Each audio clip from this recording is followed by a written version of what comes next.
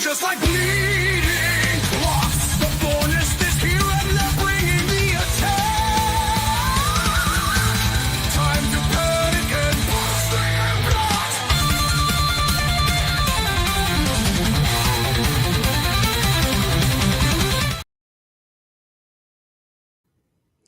Well, I am neither Bubba Duke nor OMD. I am Chris Best. I am going to be doing Brace for Impact tonight.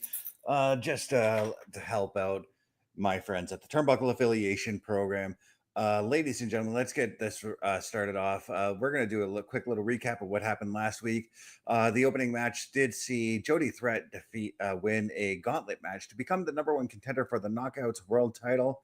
For that, I've just got to say right now, JC Jane's title is in trouble. The next match here, just going to scroll through these long notes that I found online here. We had one Frankie Kazarian defeating Jake something.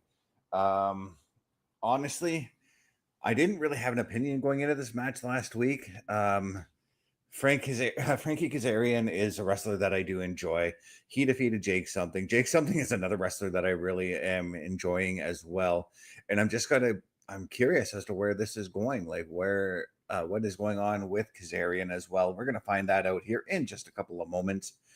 Going to scroll down here a little bit further.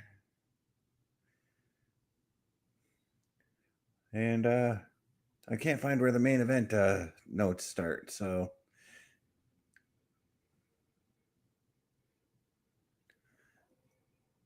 where are they? Anyways, Order 4 ended up defeating Matt Cardona and his crew. And I do remember that match. And I've just got to say, what a heck of a match that was, guys. Totally enjoyable.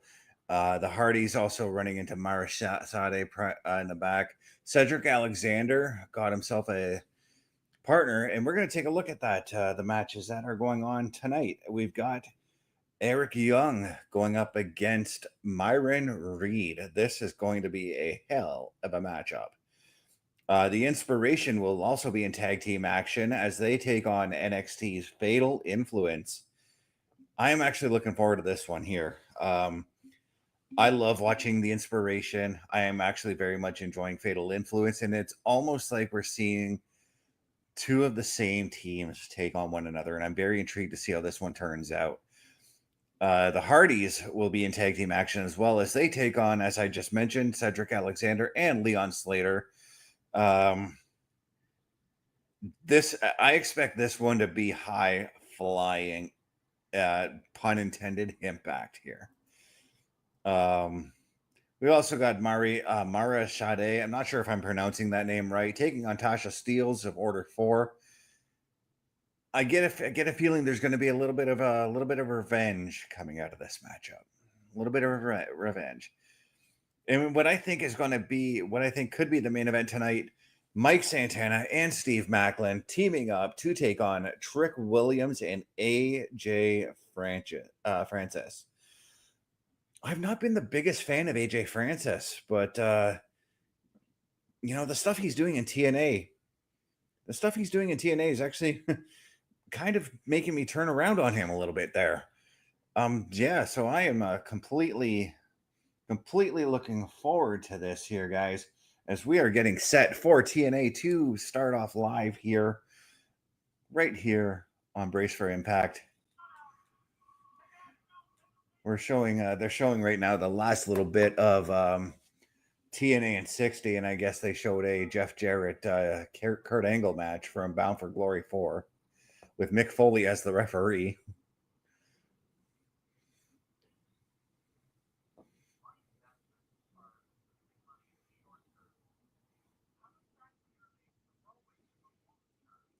but I am 110% looking forward to doing this.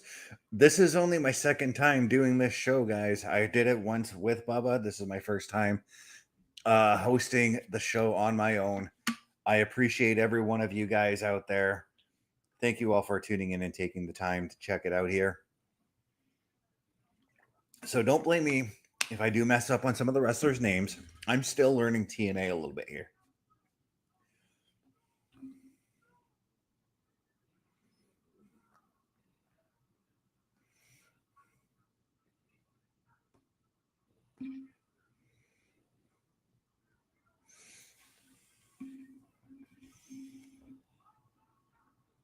But right now, we are looking at a promo package to start the show off here, talking about how this tag team matchup between uh, Truck Williams, AJ Francis, Steve Macklin, and I already forgot who else.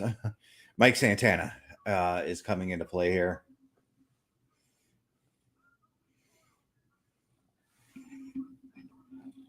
And this is all because obviously Mike Santana is looking to get a title shot.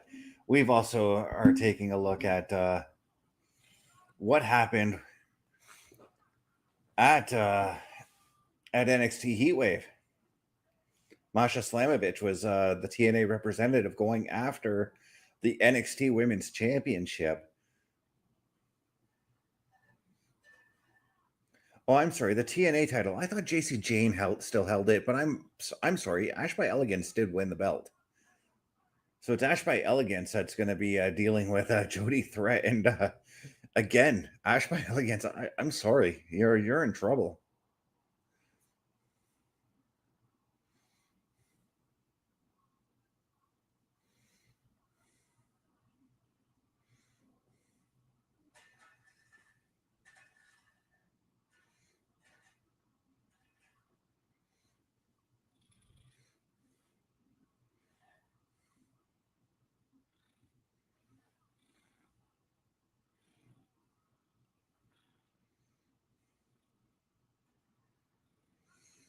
In the Chesapeake Arena in Baltimore, Maryland, is where we will be. Where the show is taking place tonight.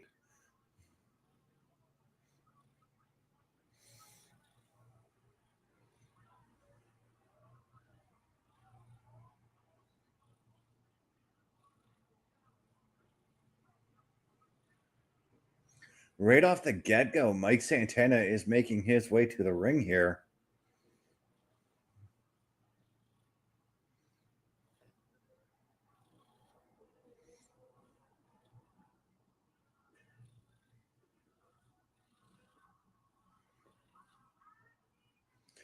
I guess this is our opening match, guys. Mike Santana and Steve Macklin teaming up to take on Trick Williams and AJ Francis here. I really thought that this would be the main event, but no, we are beginning with a bit of a bang here.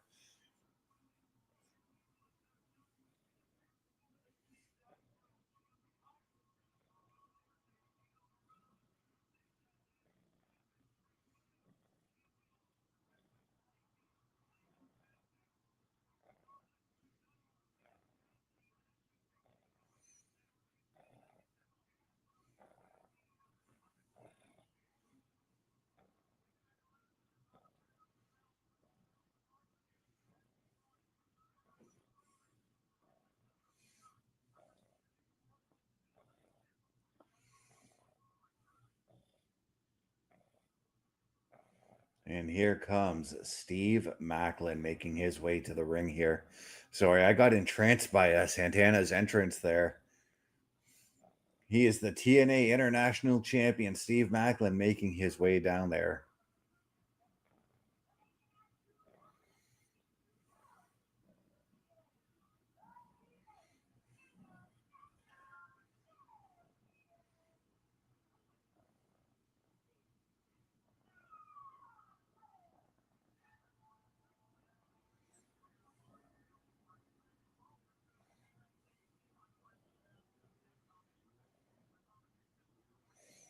And of course, Matthew Ruhalt and Tom Hannafin, our announcers for tonight.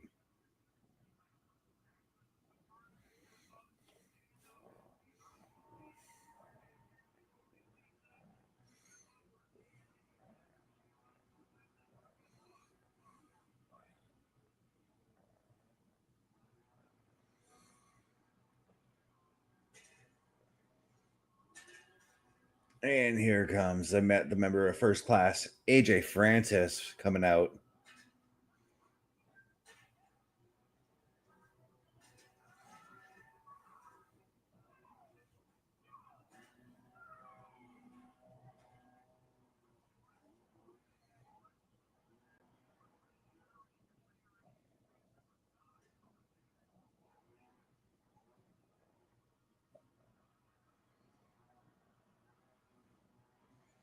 And his tag team partner, the TNA heavyweight champion, NXT's own Trick Williams, making his way to the ring right now. This is a match, a tag team that kind of makes sense given what what Trick Williams' character kind of is, and what AJ Francis's character is right now. And I do like the pairing of Macklin and Santana as well.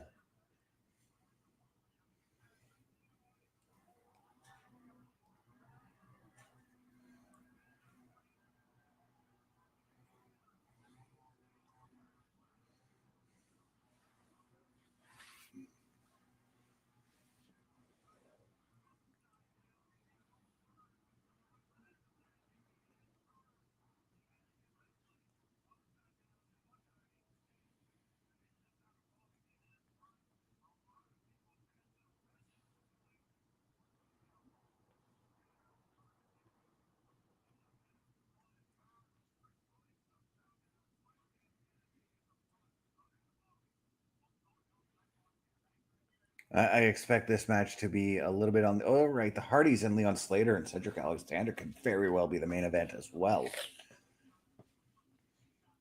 And of course, they're talking about Myra Sade versus Tasha Steelz coming up. But right now, Ash by Elegance is going to be as well making an appearance as well.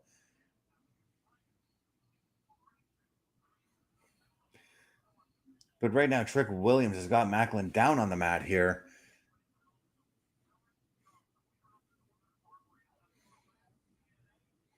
Oh, jeez. Hard elbow from Macklin. They're knocking Trick Williams down to the ground.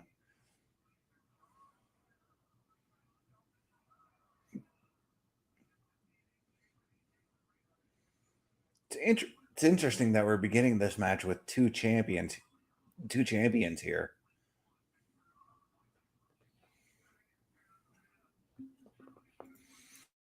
If you'll just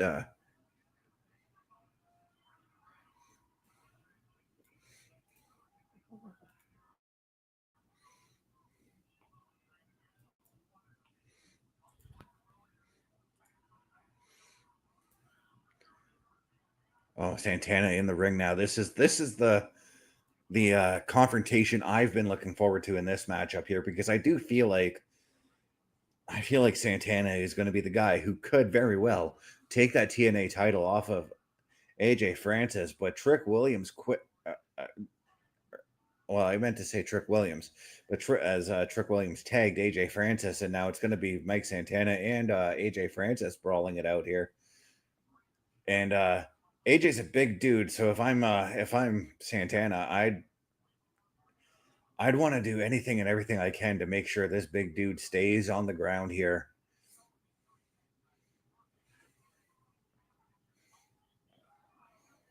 Yeah, Superman punch there by Santana. That might do the trick.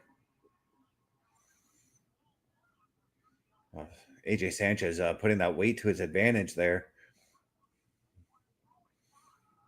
And over the top clothesline, Santana has just taken out. Oh, Trick Williams trying to get involved. Macklin getting involved. All four men now getting involved in this matchup here. And Santana, oh yeah, Santana's looking for a dive. Both both AJ Francis and Trick Williams are down on the mat. The crowd is just on fire for this one right now.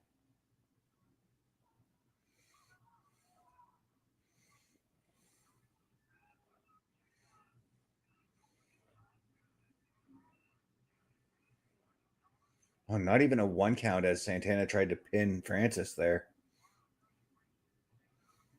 But I think he got to do a little bit more than what Santana has been doing to try and keep this big guy down on the mat.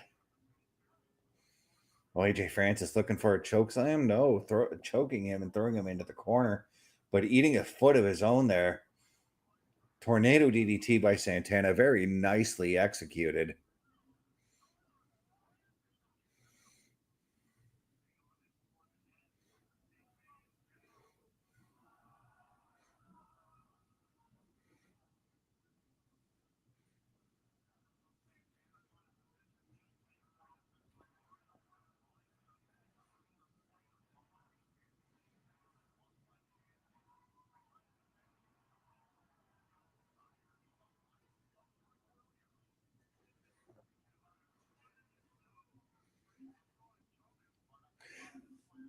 Oh, clubbing blow to the back. Santana was just starting to get on a bit of a roll, but AJ Francis stopping him dead in his tracks there.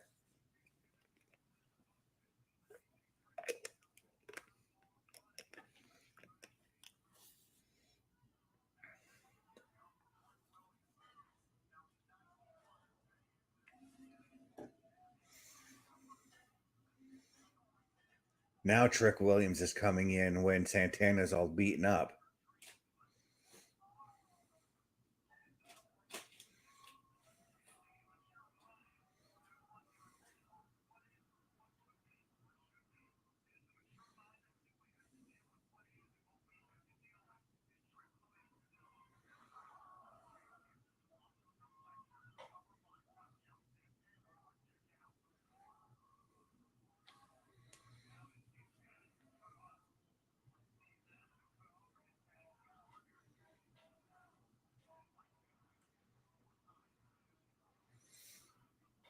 Oh, just Francis just got tagged back in, and that hard forearm just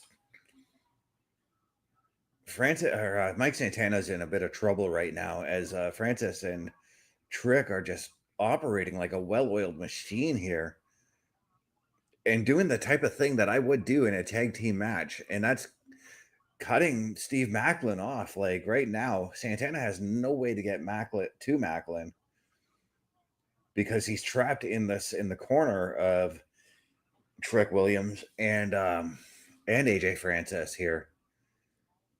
Now Macklin on the other side, he's got to be wondering, like he's got to be trying to figure out like what does he have to do to ensure that Santana can get out of this situation, if there is even anything he can do.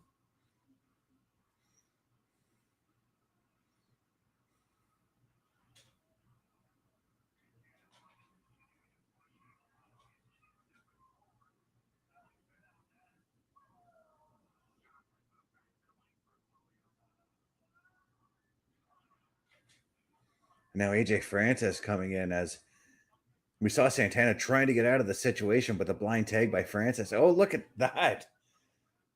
Santana just got out of it. Francis, I think, was looking for a back suplex, but Santana rolled through it and ended up getting to Macklin. Now Macklin is in the ring, hitting him with that high knee. And we're going to a commercial break right now, folks. So while we're in commercial break, why don't we just show you guys exactly what we've got going on with the Turnbuckle Affiliation Program. A Turnbuckle Affiliation Program is looking for more people. If you have passion level for pro wrestling, sports, video games, or something else, then Turnbuckle Studios is the place to be. If you have ever wanted to pursue content creation and want to join our team, then we would love to have you. Check out turnbucklestudios.org or contact us by email today because your future is now, and we want you to tap in.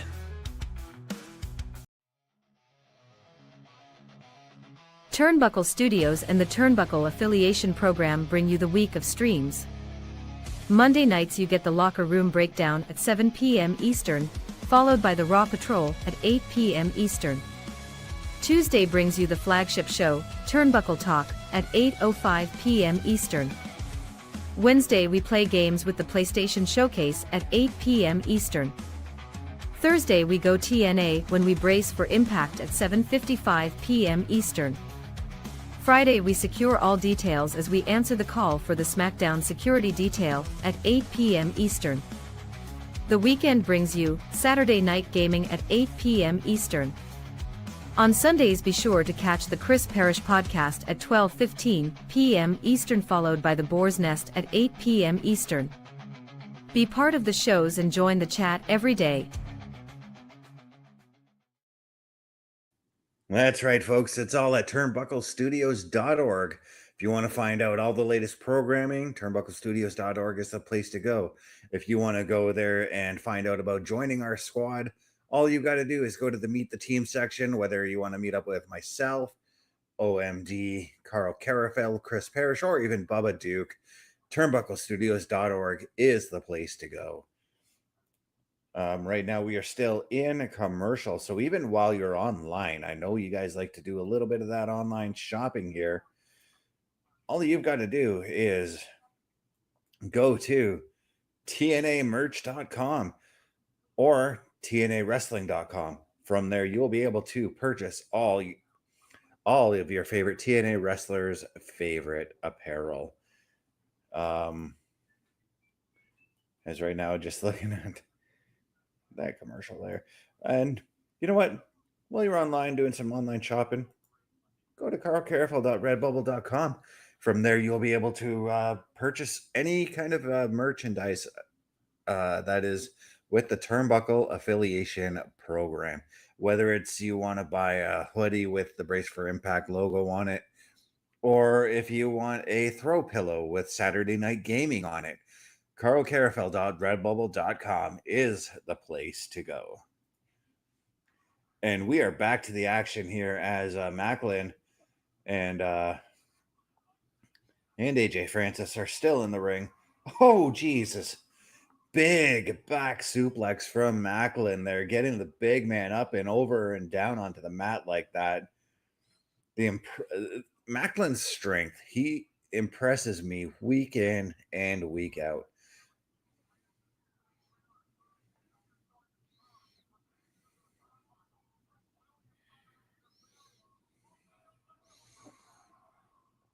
But you cannot count out AJ Francis at all, as Trick Williams just distracted Macklin. AJ Francis picked him up, threw him off the turnbuckle, then gave him an avalanche splash in the corner there. And there is a promo code for everybody to use tonight to get 1 month free. Use the promo code of this is 1 month of free of TNA Plus. Use the promo code Victory Road or Victory 25. There's also a QR code on the screen that was on the screen too, should you want to do it that way.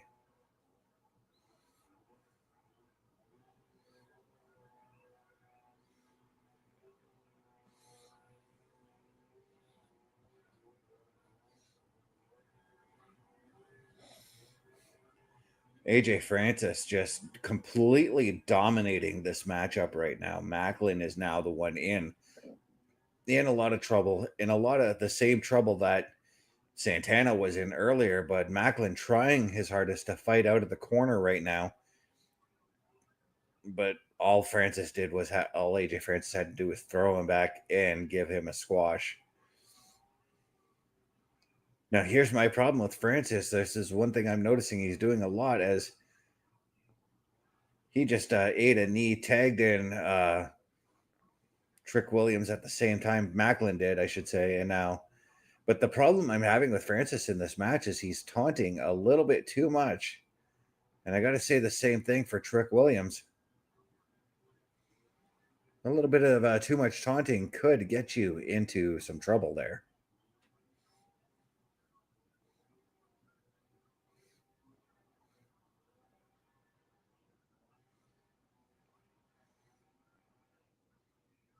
And now we're getting some double teaming right now. Trick Williams,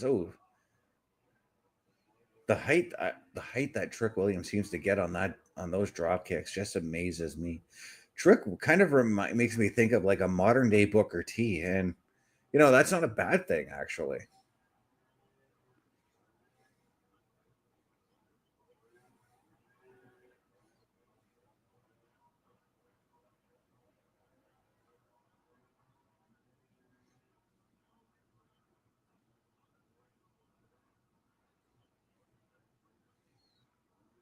But Macklin trying to fight out of this submission hold that AJ Francis has got. I thought he was going for a two-handed chokeslam, but he picked him up and just clocked him with that forearm shot. Go to the well too many times there, Francis, with that splash there, and look what it got you. Got him a foot to the face and a missile drop kick.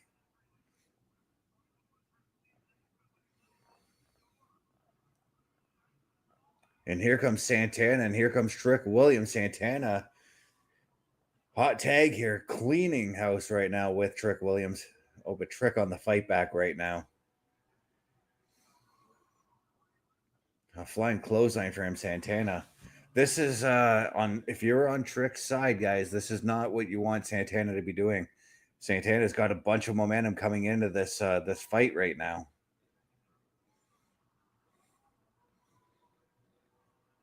And I believe that if he can pin Trick Williams here tonight, I got to think that Santana will definitely be asking Santino Marella for that championship match. If that isn't the case already, I'm not too certain as to what's going on at the pay-per-view. But speaking of what's going on Brace for Impact, ladies and gentlemen, OMD is in the house.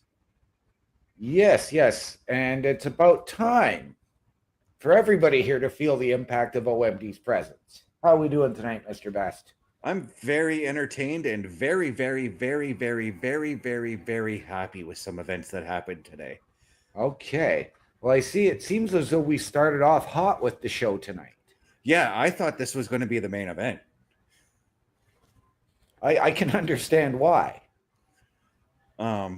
And I was actually, prior to you coming in, I was remarking to everybody just how impressed I've been with AJ Francis lately. Yeah. It's one of those things that, we see it with these former WWE superstars who have gone to Impact and gone to TNA, and just how much they have improved in the past year and a little bit. Yeah, and as we're just seeing right now, Mike Santana just got the pin on Trick Williams. And I don't know if this is happening or not, but is Santana getting a title shot against Trick? I believe so. I just don't know when. Okay, if that's not the case, I was saying, like, before you came in, if Santana got the pin on Trick, he goes to Santino and says, look, I want a title match. Yeah, and he absolutely should. Mm-hmm. He's already taken being the new face of TNA from the former Josh Alexander, who is no longer there. We know that Joe Hendry is in a contract year, so with that coming up, you need somebody that is TNA homegrown to do this. Yeah, and on the flip side, too, on the Steve Macklin side, I can 100% see AJ Francis going after the international title. Yep. But right now, we've got Cedric Alexander and why is his name escaping me again? That is Leon Slater. Thank you. Slater. I'll just remember Slater. Remember, backwards chair sitting down, Slater. There you go. But yeah, so last week, Cedric Alexander was looking for a partner to take on the Hardys, and Leon Slater ended up stepping up. What actually happened wasn't that they were looking to take on the Hardys. It was that Leon Slater had approached Cedric a couple of weeks ago and wanted a tag with him. Oh, okay. So Cedric went and got the match against the Hardys, who have spent a lot of time working with Leon Slater over the past few months. While this promo is going on, I have a drink in my hand that I do not recommend because it does not taste good. It's called Mass. It's a drink by Lionel Messi. Okay. Doesn't taste good. I got it for free, but it doesn't taste good. Right. But I expect that this is going to be the main event. Yes. And Mara Sade versus Tasha Steelz. Obviously, they're looking for a little bit of revenge for what the Order 4 did last week. Yes. Ash by Yes. Elegance, our new TNA Women's Champion or Knockouts Champion, is going to be showing up as well. Yes. Did you ever think that you would see Ash by Elegance, the former Dana Brooke, with a world title on her shoulder? Given the way her character has been on TNA, yes. I fully expected that, but at the same time, I worry for who her next opponent is. I don't worry for the opponent, I worry for her. Jody Threat is her next opponent. Right. Jody Threat won the #1 contendership in the gauntlet match last week. Yes, she did. Yes, she And- did, but not in the way she wanted to. So I can somehow see that not going Jody's way to lead to her next rivalry. Mm-hmm. Yeah, it did end in nefarious manners, and it ended up with her having to pin her friend Indy Hartwell because they're doing this whole thing where they're friends, right? Yep. But while we're in commercial break, I might as well tell you why I'm extremely happy today. Please do. I had a phone call from I called my cell phone provider today to take care of some business. Right. More or less trying to square up how I can take care of my bill, because as I've told you off stream, I'm behind on my bill. Right. We got that squared away. We got that figured out. Then they were like, I asked if there were any special offers that are going on right now that I can take advantage of. So she gave me a list of offers. I'm like, well, I heard one about your streaming offers. Let me hear about those ones. She's like, today and today only, I can give you 6 months free of Netflix, Disney Plus, Prime Video, and Telus TV. Wow. So I'm like, let's do it. Yeah. No kidding. Yeah. So I don't have to pay for Netflix. Right. I'm getting WWE for free for 6 months. Nice. Somebody's roaring outside my window. OMD's once again reporting to us from Bristol Speedway. That's right. Hey, that is my favorite short track oval in NASCAR. Mine too. Why do you think I keep mentioning it? Every time when I used to play the NASCAR video games, now that they don't exist, every time when I did it, when I would do a NASCAR season, every time Bristol came up, I could be finishing the track before, and I see Bristol, I'm like, I got to keep playing. I got to play Bristol. So you know what this? Oh, by the way, going back to this is the biggest news, by the way. Bubba, if you're listening, you're going to love what I have to say as well. There's a sale on the PlayStation Plus, on the PlayStation Store for $45. WWE 2K25, the Deadman Edition. Because of what I did, because of my being able to make the arrangements to pay my phone bill and saving myself 6 months of Netflix and all the streaming services, I will be able to buy the game tomorrow. Nice. I have actually just found out this afternoon as well that is on for about the same price on the Xbox store. Yeah. That means this Wednesday, guys, the PlayStation Showcase, WWE 2K25. There we go. I wanted it for the PlayStation Plus because I did want to do an episode of it. Yeah. Or but that $45 for the Deadman Edition, why not? Yeah. The regular price for the Deadman Edition, by the way, is $130. Wow. And for those that don't know, there's 3 different editions of 2K25. There's the standard edition, which is just a standard game. Nothing comes with it. The Deadman Edition comes with a couple of different Undertakers, the Wyatt 6-pack, the Season Pass, 15,000 VC, which is your in-game currency to buy unlockables, and that's it. And that's all I need. But then the higher tier, which is the Bloodline Edition, includes everything plus several other like Bloodline DLC wrestlers. And I don't really need that one because I know for a fact that you can actually purchase the Bloodline guys separately at another time. Right. But we're looking at last week with Eric Young and I'm Myron sorry, Reed. thank you. I'm still learning some of these wrestlers in TNA, so I'm glad you're here with me. Not a problem. Not a problem. They have a match tonight. They have a match what looks like right now. Yes. And Myron Reed, although Eric Young has referred to him as a fill-in, and when Trey Miguel comes back, he's out. Myron Reed was actually brought in the place of the former Desmond Xavier, who we now know as Wes Lee. Yes.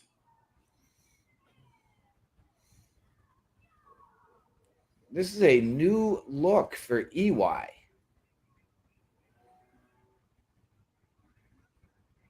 Yeah, I was gonna say, where's his two other guys from the Northern Armory? Yeah, I don't know where. Travis Williams and I can't remember the other guy's name offhand.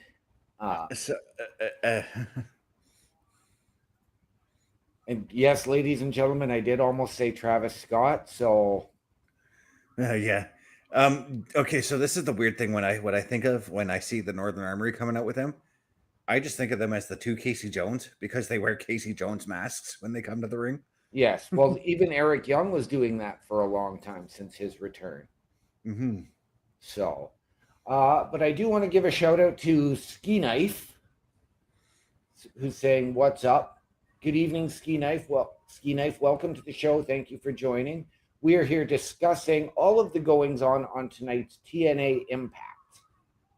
Yeah, and once again, just to all the viewers, I apologize if I seem like a fish out of water because I know I've been watching TNA for the better part of 2 years, but I'm still trying to grasp all the wrestlers, what we could say. Absolutely, because like it is so vastly different from the WWE and what we are used to. Mm-hmm. Here's the thing with that. There was a spot in that tag team match, right, where Santana did the dive over the rope. Macklin pulled the rope down onto AJ Francis and Trick Williams. My brain was like, okay, here's where we go to commercial. They didn't go to commercial. Right? I'm like, wait a minute, this is TNA programming, not WWE programming. I've got to get out of that mindset. Yes.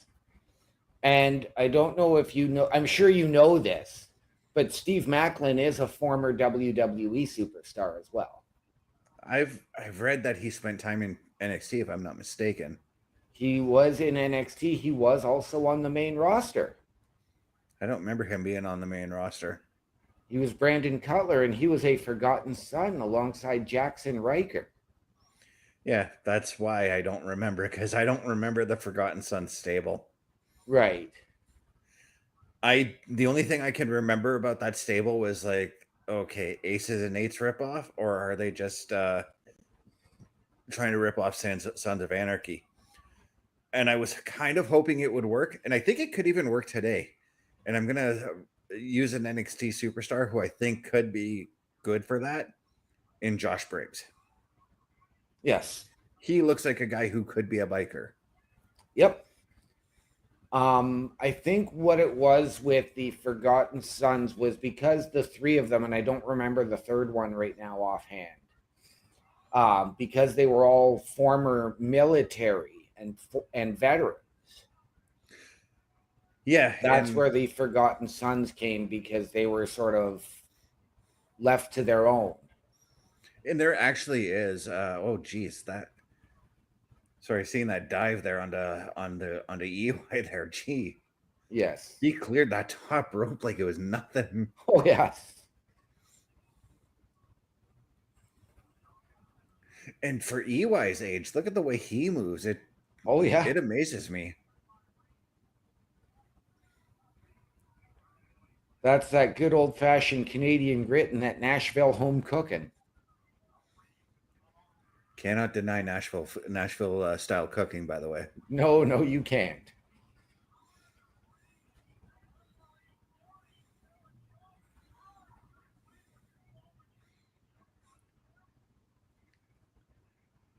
But the one thing that Myron's got to look out for, because EY's that wily veteran, and as we saw, he raked the eyes of Myron before getting that would look like a DVD to me. Yes. So one thing that Myron's got to look out for is exactly what EY is doing right now, and that's doing everything he can to get the win, whether it's cheating, using some sort of nefarious tactics when the referee's looking, i.e., pulling the hair, raking the eyes, raking the back. Yes. It's the one thing that you've got to watch out for with EY. Yes. There was a lot of focus on a sign in the crowd saying the cleanse is coming. And this is something that EY has tried to do a number of times over the years, whether it was Violence by Design, his group with Cody Deaner,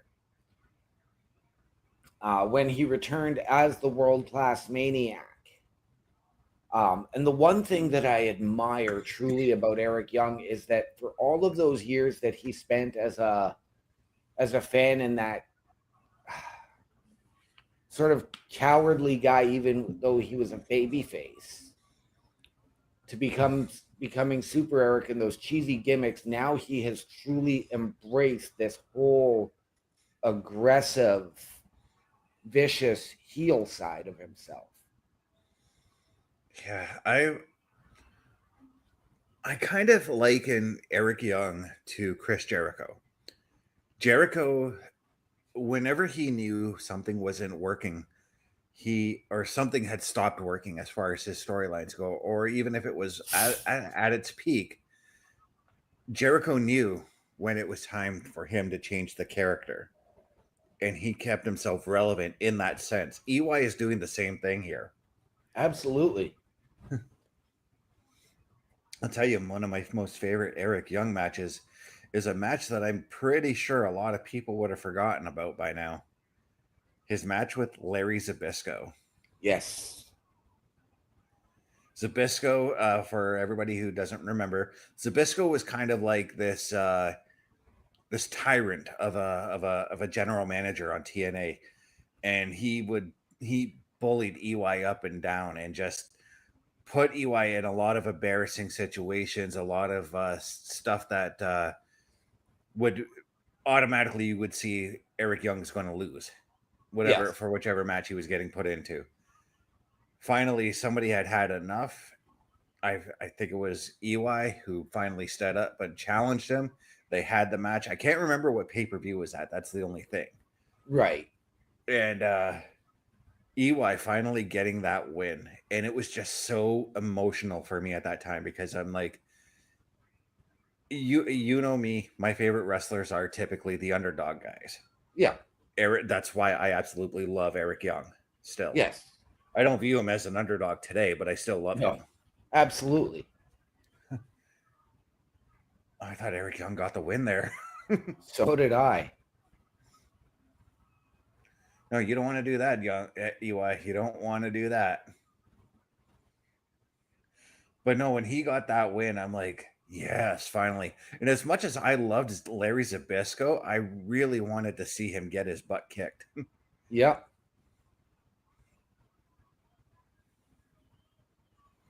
And EY does pick up the victory. That was a very vicious looking pile driver, by the way. Yes, it was.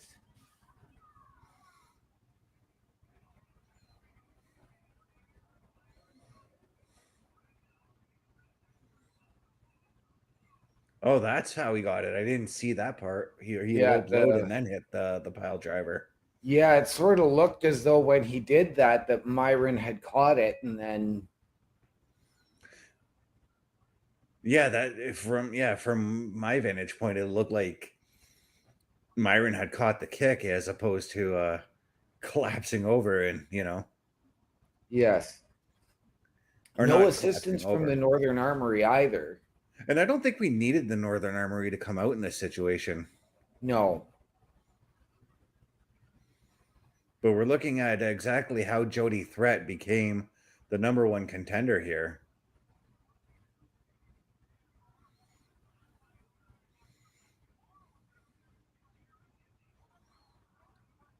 And it's all because of Danny Luna here. Yes. And I get a feeling like I had talked about like having fear for Ash by Elegance, but Jody Threat may have to go through Danny Luna on this road to the match that she's supposed to get. Oh, yes. Her former partner and former Knockouts Tag Team Champion. Mm-hmm. And I 100% expect a brawl on the levels of Rusev and Sheamus between these two women. Yes.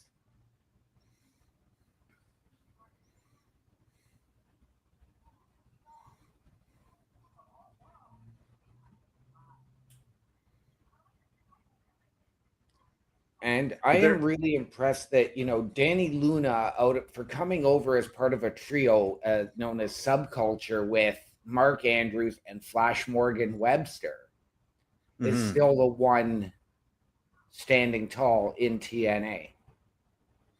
It honestly doesn't surprise me because knowing what I know of Danny Luna and her on the independent circuit, I kind of expected that she was going to be that woman, that standout star.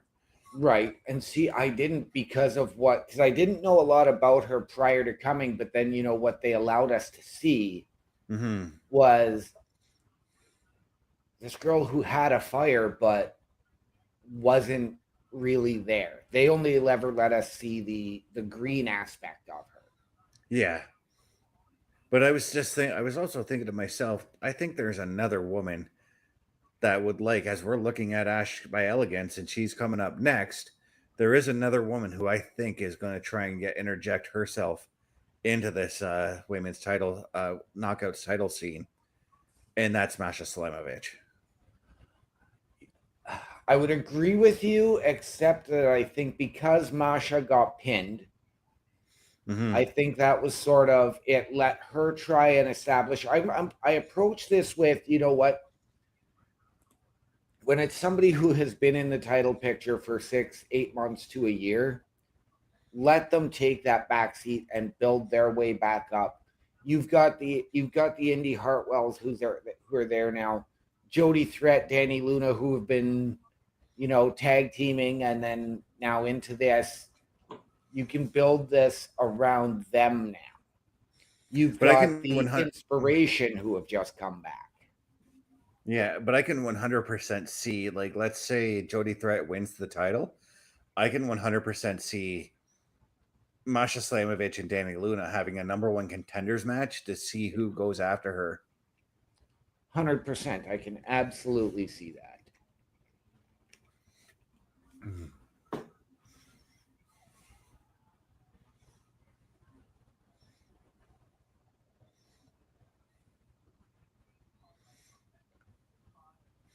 But right now, as we're in commercial break right now, let's play our commercials one more time for everybody at home to see.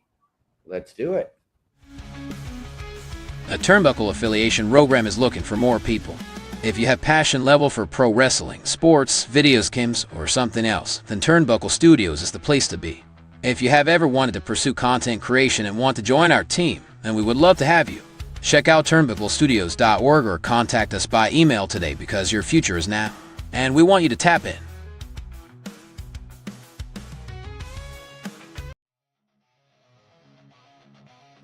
Turnbuckle Studios and the Turnbuckle Affiliation Program bring you the week of streams.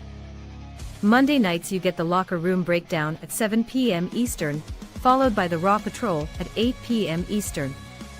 Tuesday brings you the flagship show, Turnbuckle Talk, at 8:05 p.m. Eastern. Wednesday we play games with the PlayStation Showcase at 8 p.m. Eastern. Thursday we go TNA when we brace for Impact at 7:55 p.m. Eastern. Friday we secure all details as we answer the call for the SmackDown security detail at 8 p.m. Eastern. The weekend brings you Saturday Night Gaming at 8 p.m. Eastern. On Sundays be sure to catch the Chris Parrish podcast at 12:15 p.m. Eastern, followed by the Boar's Nest at 8 p.m. Eastern. Be part of the shows and join the chat every day.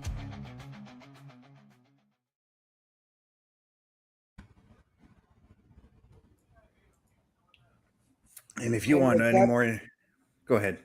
Sorry, I was going to say, and with that being said, ladies and gentlemen, now that you know what we have going on here, now that you know we want your help, take a trip over to turnbucklestudios.org.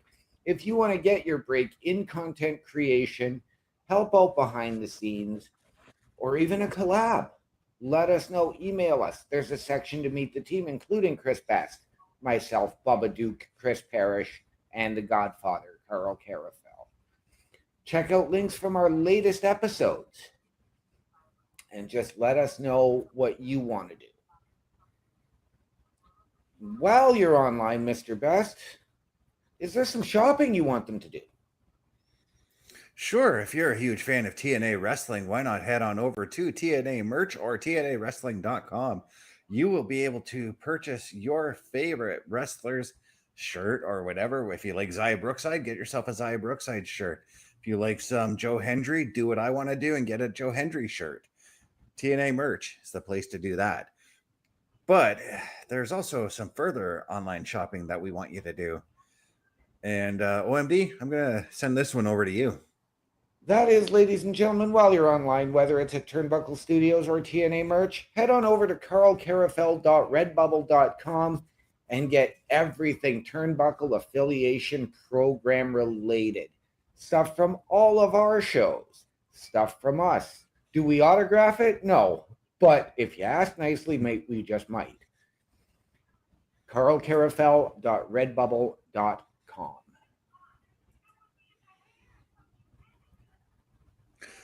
I gotta say, with this whole Ash by Elegance thing, I used to be annoyed by this concierge dude. I'm not so much annoyed by him anymore. I actually find him to be a little bit on the comedic side. I'm starting to enjoy him. Oh, the personal concierge is absolutely hilarious. He trying to remember the character's name. Give me 1 second. I'm gonna look him up here. He's a character on Modern Family. Not one of the main characters. Okay. Because I know all the main characters. The one gentleman who's always friends with Cam and Mitch. You've watched the show, right? I've watched the show. I just don't remember who it is. I'm gonna look for him here. Because I've got a list of like all of the characters here. Oh, Pepper, the character Pepper. Oh, yes. He totally reminds me of Pepper. And my cat keeps looking at me because I said her name 3 times. Right? As we have Fatal Influence, Jasmine Nix and Fallon Henley making their way to... Oh. So that is their tag team matchup with The Inspiration. This is the tag match I've been looking forward to tonight because I'm a huge fan of The Inspiration. Aren't we all? I won't lie. For the longest time, I will admit I was not the biggest fan of Billie Kay as she was known in WWE. Right. But her partner, on the other hand, who's her WWE name escapes me right now. Cassie Lee. Cassie Lee, yes. Or sorry, Peyton Royce. Yeah, Cassie Lee in TNA, but Peyton Royce in WWE. I absolutely love her as both a person and a wrestler.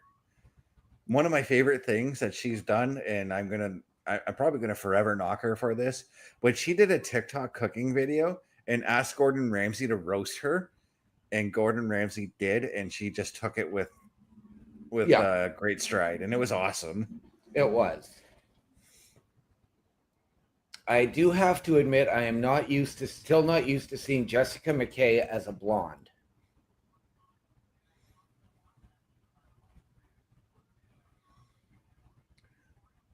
Yeah, I'm still trying to get used to her as well. Because I've only known her with the black hair, right? Right. Speaking of changing looks, I managed to finally get my character on Breakpoint to the way I like him. Nice. It took me a while, but I did it. Because there was actually a surprising amount of customization options that I didn't realize I unlocked when we were playing last night. Okay.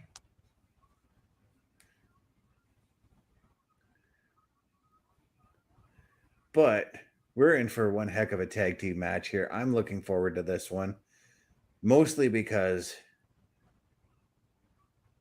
just Jessica McKay here Yes. has greatly improved in the ring, in my personal opinion. I always thought that Peyton Royce Cassie Lee was the far better wrestler between the two of them. 100%.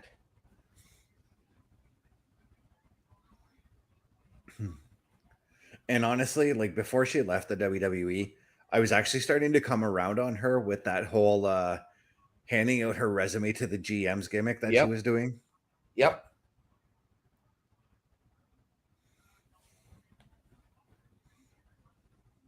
Yeah, that was a great shtick.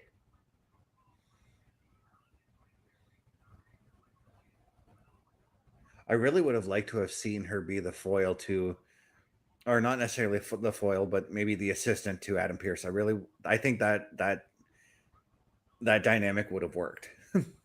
It would have, I think, though, that after they did, because I can't remember if that was before or after the Sonya Deville thing. Oh yeah, because they basically handed the character off to Sonya after Billy had left. Okay, so it was after. Yeah. So then they wanted to do that again with Kiana James. So I think that trying to do that with, I mean, the granted Adam Pearce was running 2 shows at that time as opposed to just running Raw. So it would have made it a little bit easier, but to do that with 3 different people at 3 different times, I think would have been a little bit much. And basically, yeah, but I'm saying if it was just her though, can you imagine if she became like the concierge, for lack of a better term, to Chelsea Green? I would have loved that. Yeah.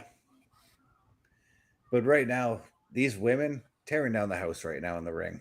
Oh, of course they are. I am inspired and influenced. There's still a bit of surrealness I'm seeing when I see Jasmine Nix right now with the submission hold on Cassie. Right?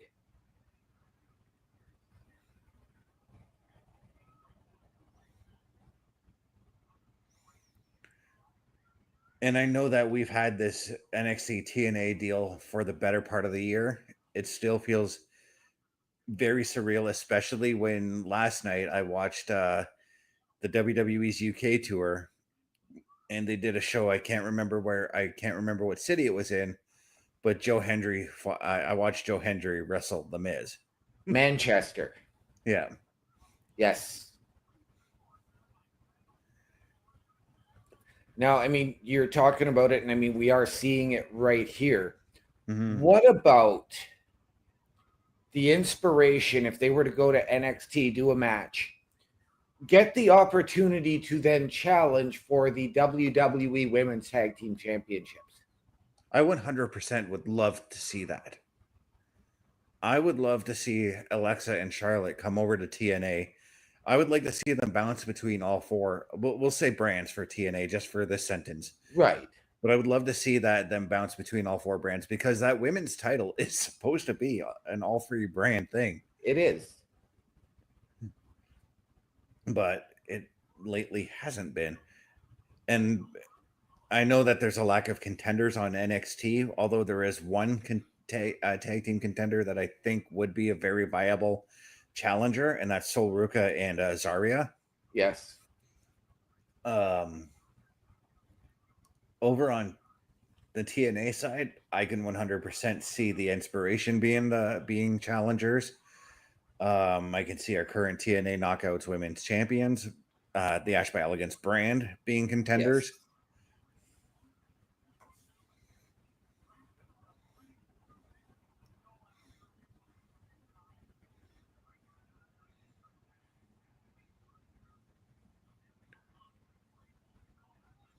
Conspicuous by her absence, though. No JC Jane. No, she is not there tonight.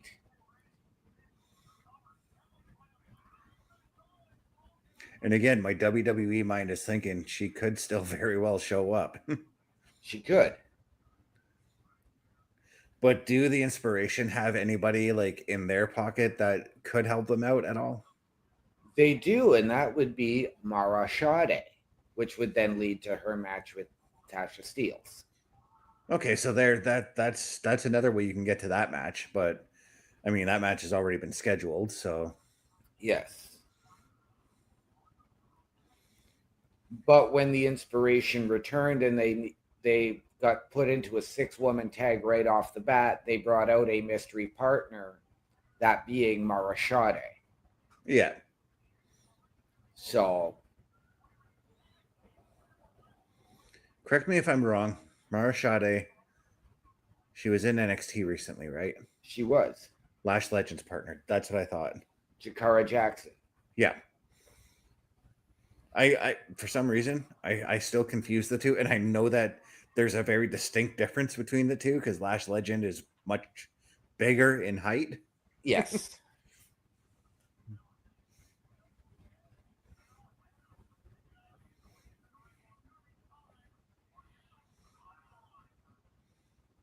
That's got to be it. Wow. And it is. Jasmine Nix taking the pinfall again. And I say again because she's been taking the loss a lot lately for Fatal Influence. She has.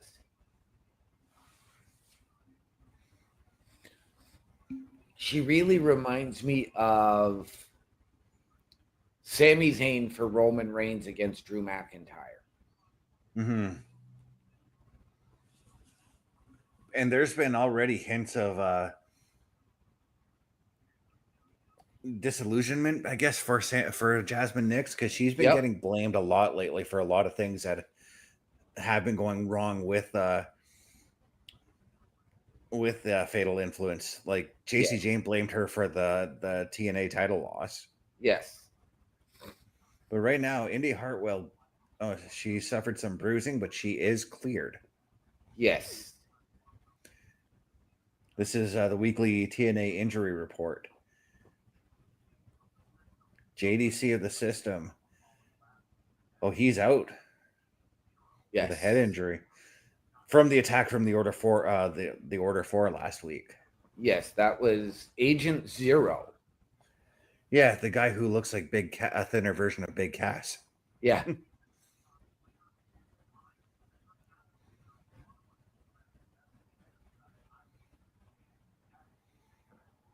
And Cedric Alexander has been cleared. Everybody in the tag match are actually cleared and good to go. Yes. That's a new add to the injury report, is doing that.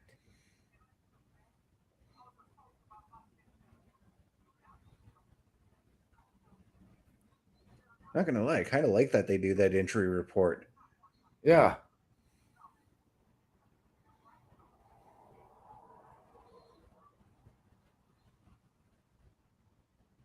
Trick on the phone yelling at somebody.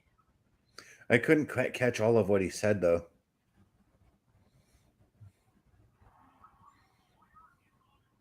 Oh, his lawyer.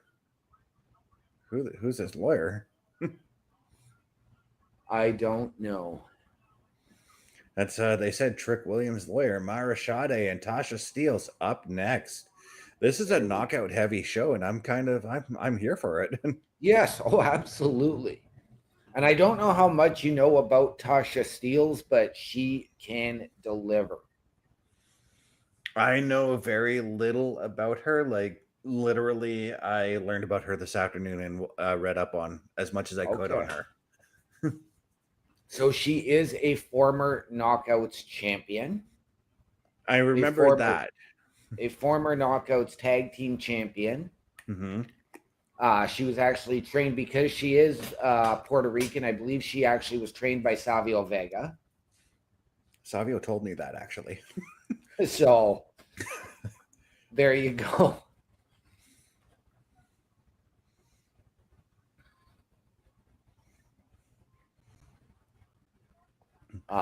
So yes, she is.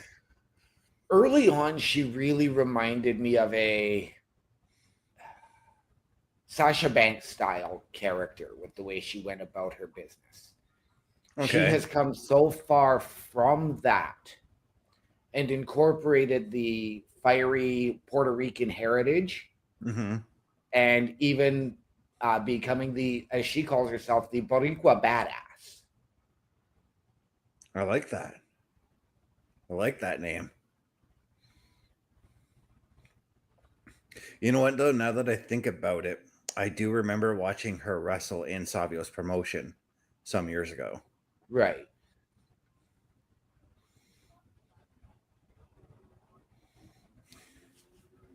Although she's never had the opportunity to wrestle in NXT or the WWE, she did also have a brief tenure in AEW.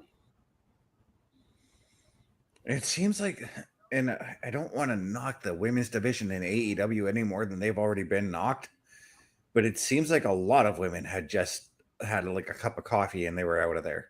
Yeah. Kylie Ray, who's a part of WWE now, is one Yes. example. Yes, she was there. She didn't last very long. Then she went to TNA, Mhm. and that was where she just sort of like, nope, I need to take that step back. She was and I can vouch for her on this one because I know what it's like. She suffered some bad anxiety. And like I said, I can vouch for her on that one because it's happened to me before. It's happened to me quite a few times where I've wanted to shut down and take a step away. But if you find the right support, your confidence will be back, and that's part of the reason why I'm happy she's in WWE on Evolve, because Yes. those supports are there for her in that company. Yes. Ooh, as we're looking at a trailer for a movie. Oh no, we're not looking at a trailer for a movie I want to see. There was a trailer for the movie Caught Stealing that Oh, I really yes. want to see that movie because it kind of reminds me of um Burn After Reading. It reminds me of that movie. Okay. I'm really debating because today I found out that towards the end of October, for my personal musical taste, there is a huge 80s hair metal show coming to Kuwait. You've got my attention.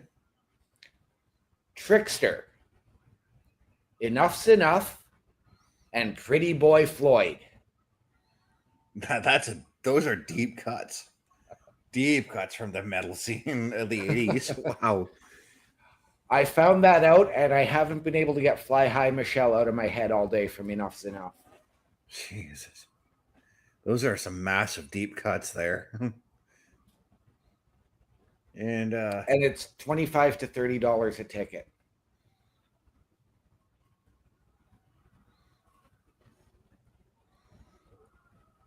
we've got And Nick Nemeth's little brother in the ring.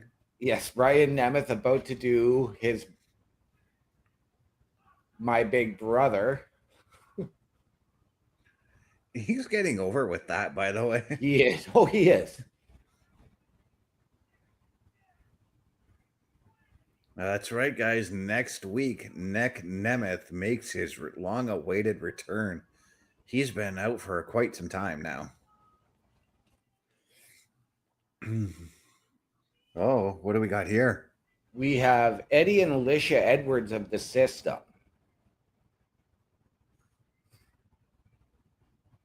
Now, with the Nemeths, and I know that, we all know the history of what Nick did in WWE for close to 20 years as Dolph Ziggler. Would you like to see the Nemeths appear in NXT as a tag team and enter the Dusty Cup?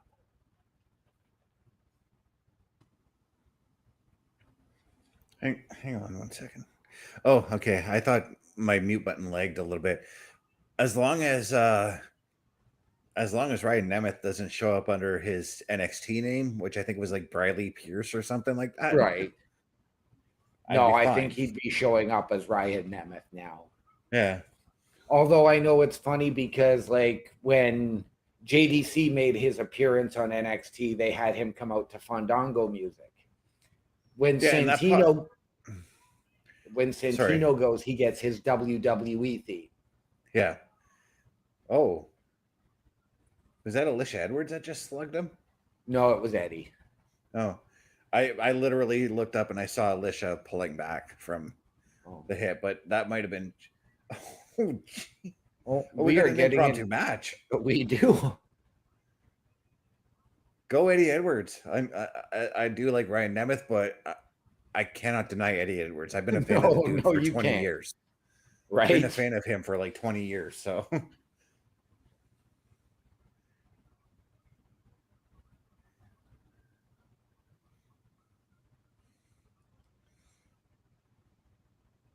Eddie Edwards is a dude that when his contract with ROH came up and there was that whole deal, is he going to TNA? Is he going to WWE?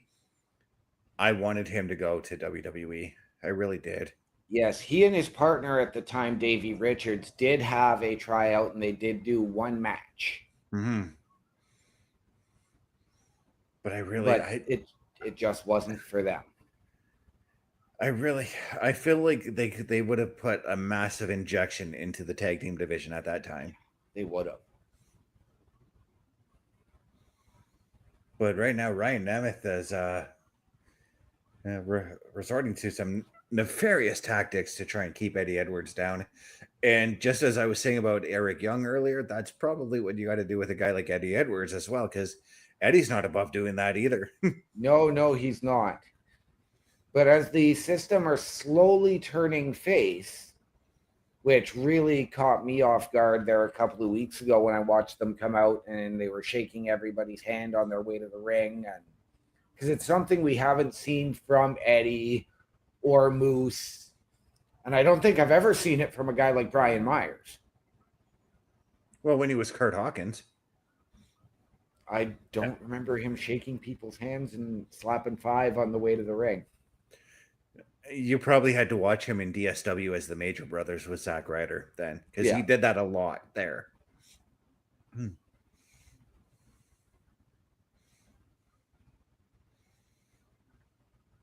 He was basically the Major Brothers. If you don't know, I take it you've never watched him in DSW, right? No.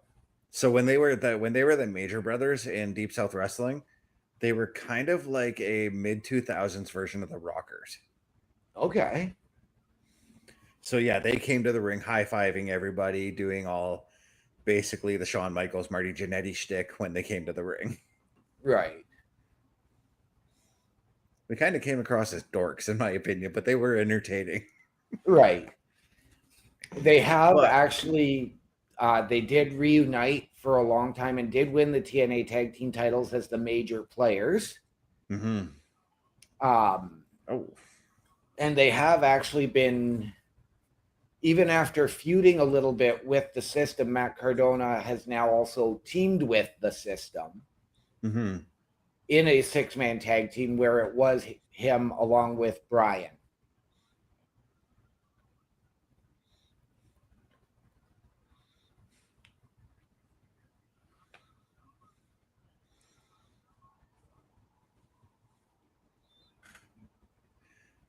Okay, so I know we make fun of Ryan and we always call him Nick's little brother, but when I was watching him in NXT, I remember thinking that there's still something there.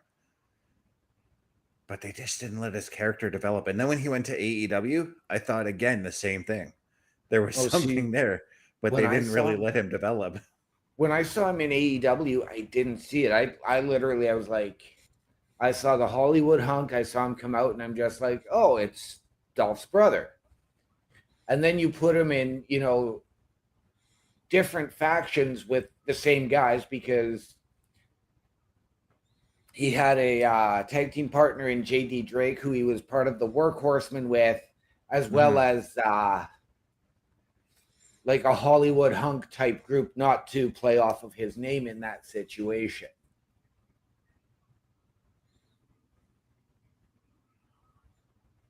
What I mean, like, is his in ring was starting to greatly slap him. Alicia, do it. No, because he's trying to draw the disqualification. This is true, but if Eddie can distract the referee, well, Alicia distracted him long enough for Eddie to recover. Nice flapjack there from Eddie Edwards. Beautiful. Those chops, though, I can feel them. Right? Like, even when, I don't want to knock his weight, but when Eddie was smaller, those chops from Eddie just, if you ever watched him in ROH delivering those chops, they rung through the 2300 arena or whichever arena they were in. They did. And I'm going to pose this one to you again. If you want to go a fantasy booking, pure wrestling, and a technical match with the chops, Eddie Edwards and Gunther. I still got to take Gunther's chops. I really do, because I feel my chest caving in every time Gunther delivers a chop. And that was the Boston Knee Party. And that's going to do it for our buddy Ryan. Yes. And I'm not talking Fozzy. No.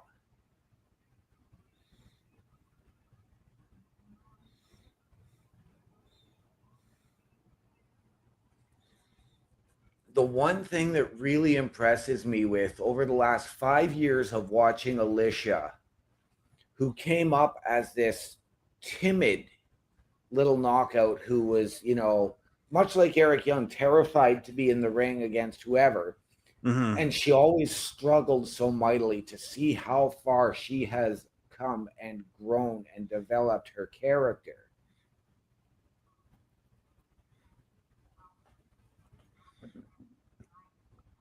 It's a pleasure to see, isn't it? It is.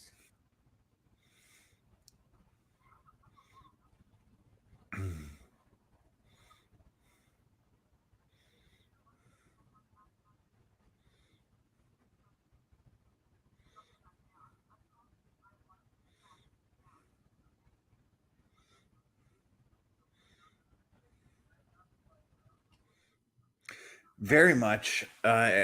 Okay, so like you said, you saw her as like this timid woman who she was, I guess she was still kind of brave in whatever actions she still had to do, but was still like nervous and scared, right?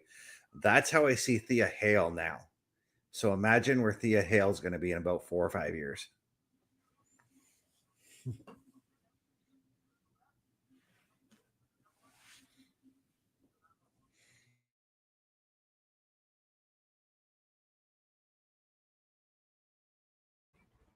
Okay, so Santino coming in, laying some groundwork for next week.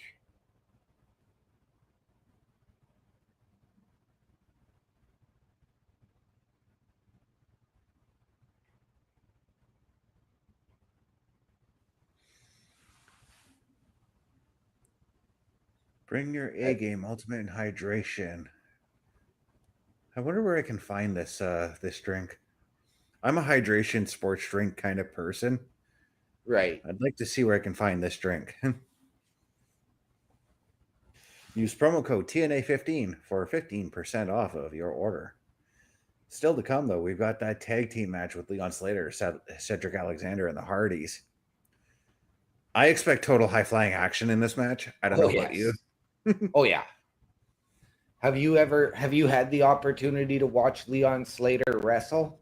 Quite a few times. That's why I said the high flying stuff, because every time I've watched Leon Slater, especially I think it was a match he had with Ace Austin some months ago that I absolutely just adored. Yes. And I'm gonna draw this comparison, and I mean, you know me, I'm not one for the high flyers. I'm more of the technical and the ground and pound. Mm-hmm. But Leon Slater versus Javon Evans. Yes, take my money. That match with Obafemi, wow, that was a great match with Yes, it Javon was. Evans.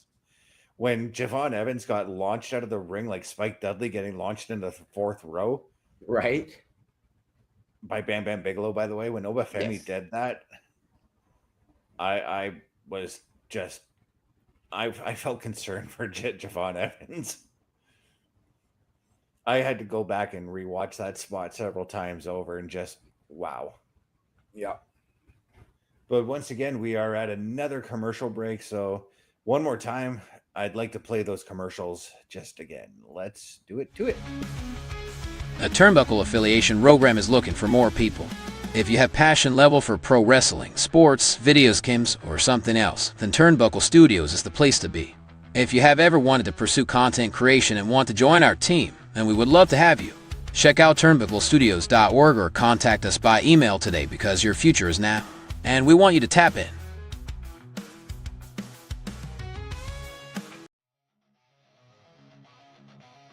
Turnbuckle Studios and the Turnbuckle Affiliation Program bring you the week of streams. Monday nights you get the Locker Room Breakdown at 7 p.m. Eastern, followed by the Raw Patrol at 8 p.m. Eastern. Tuesday brings you the flagship show, Turnbuckle Talk, at 8:05 p.m. Eastern. Wednesday we play games with the PlayStation Showcase at 8 p.m. Eastern. Thursday we go TNA when we brace for Impact at 7:55 p.m. Eastern. Friday we secure all details as we answer the call for the SmackDown security detail at 8 p.m. Eastern. The weekend brings you Saturday Night Gaming at 8 p.m. Eastern. On Sundays be sure to catch the Chris Parrish podcast at 12:15 p.m. Eastern, followed by the Boar's Nest at 8 p.m. Eastern. Be part of the shows and join the chat every day.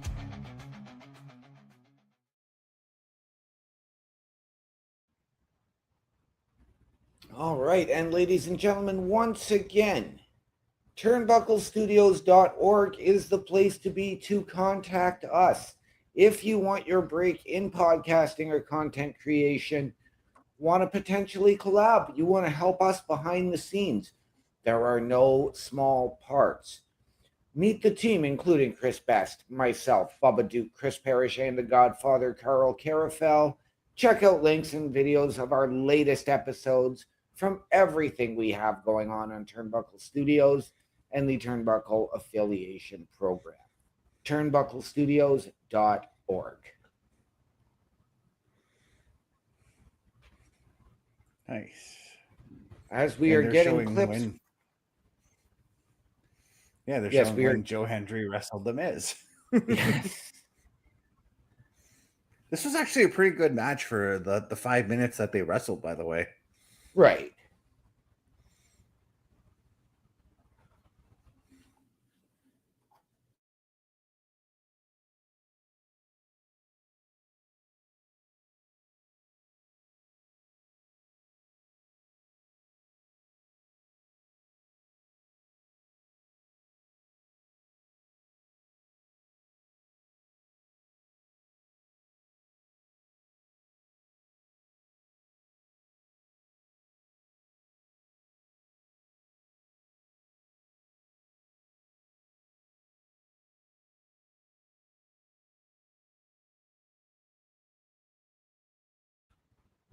Wow, bit of an eerie sight to see there. F you, Eric Young. Sorry, I still like him, but F you, because you took out my boy Joe Hendry.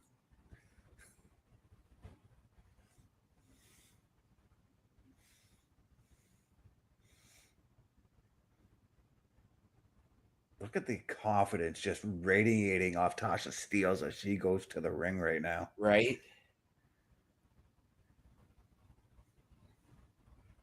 Just a look of determination right now. Oh, yeah.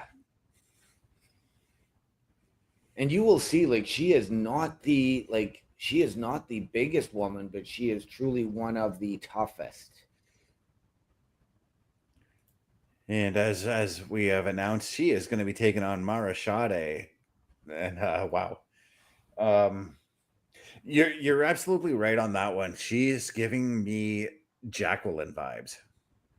Jacqueline vibes. And even a predecessor to her in TNA, Rosita and Sarita, now known as, one of those was now known as Zelina Vega. Yes.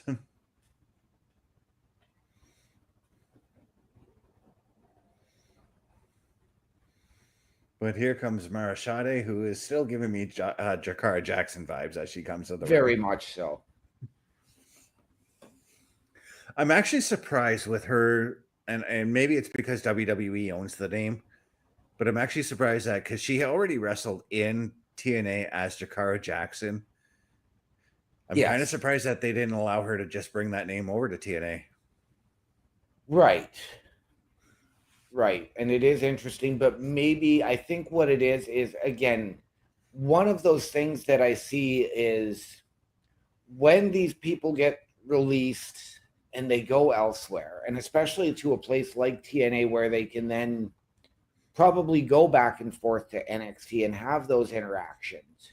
Mm-hmm. It allows them to develop their in-ring. It allows them to develop who they are, what they want their character to do. And sometimes they don't want to be saddled with that previous name because it could be a thing like they didn't like the name or something like that. yeah. But at the same time, she kind of built a brand with the name Jakara Jackson. She did. And if it were me, I'd want to continue with that name. And I know that you can shed that name and build a brand with both names. Bubba Ray managed to do it with his name, and Bully Ray. Devon Yes. on the flip side as well, with brother Devon and Devon Dudley. Yep.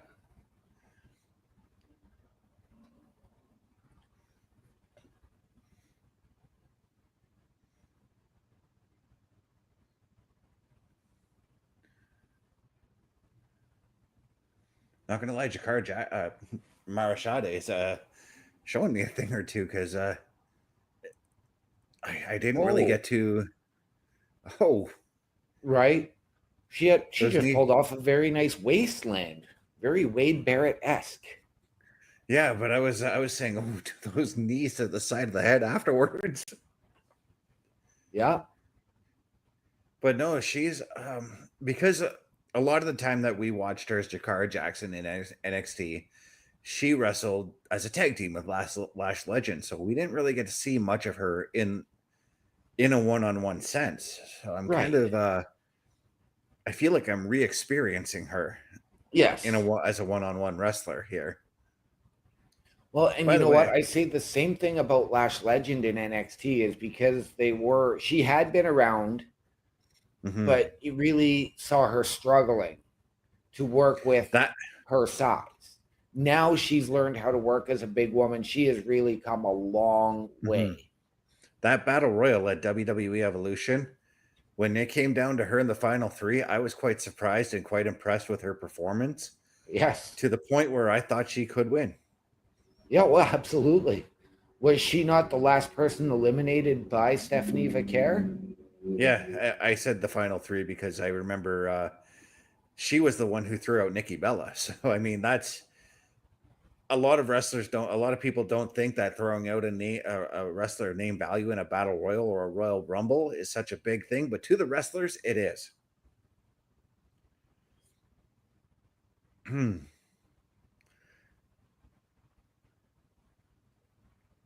Oh, she just went right to town on that camel clutch.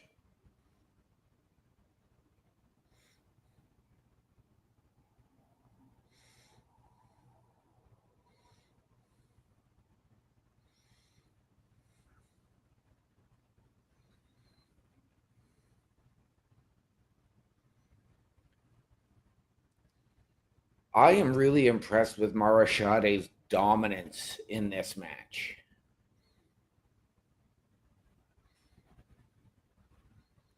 I'm impressed with the feisty spirit that we're getting out of oh my god, I am not on my A game. Tasha Steelz. Tasha Steelz, yes. She's this is what I mean by I see Jacqueline in her, because that's what Jacqueline was. She was that feisty yet tough woman. Yeah. With the exception of when she was with Mark Merrow, because she was that tough, like I'm gonna beat you up woman. Yeah. But in later years, when I thought she took the win there. I thought Mara Shade Right. won the match there. But no, in later years, when Jacqueline actually broke out on her own and became the baby face that we all loved her as, Yes. she became that scrappy, feisty woman that when she won the women's title, we loved that she did that. Right. And see, like, it's funny because for me, like, yes, she won the women's title, but Jacqueline's WWE run for me was rather lackluster, whereas her ECW time, her TNA time was what really, for me, stole the show. Not her time in WCW with Harlem Heat. Oh, yeah, I forgot about that. Yeah, she was awesome there, too. Because she took over after Sensational Sherry left. Yep. Left.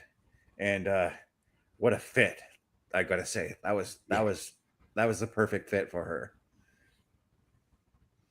And speaking of Booker T, and I kind of want your thoughts on this too, because we did watch Trick Williams in action earlier today. Yep. The more I watch Trick Williams, the more I see Booker T in him. Oh, yeah, 100%. I totally 100%. got like in that match. I was like, it's like I was like, I'm watching Booker T 2.0 here. Yeah.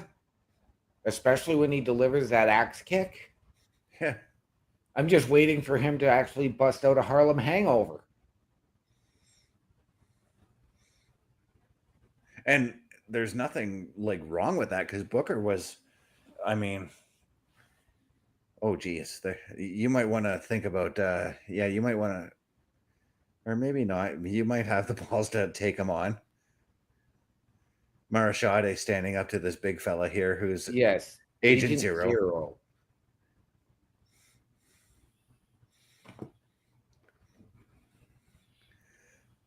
His character, the foot on the ropes ref there. Okay, well that's how Tasha Steelz is taking the win there. Yes. Tasha Steelz stealing the win. And you cannot blame Marashade on that one because she purposely got distracted by Agent Zero. Yes. She didn't have to get distracted. She did that dive. She could have ran back in and, yes. And completed her beatdown. But right now, it looks like we may need Cardona and his boys to come out for this. Yes, as the great hands and Tasha Steelz are. Well, here comes Agent Zero now. Yes. Who, as I was trying to say before the finish happened, his character gives me the Wall vibes. Yeah. Remember when he was the bodyguard for Alex Wright, Berlin? Yep. That's the vibe I'm getting from him. And he just laid out Marashade with a vicious clothesline, and now we are getting the Hardys. I don't know. The Hardys look ticked. I do not like the look on Matt's face. Matt is they are not they're not happy about this situation. No. Well, this goes back to last week when the Great Hens and Tasha Steelz were ripping on Marashade's art, which was a design of the old, of course, Hardy Boys logo.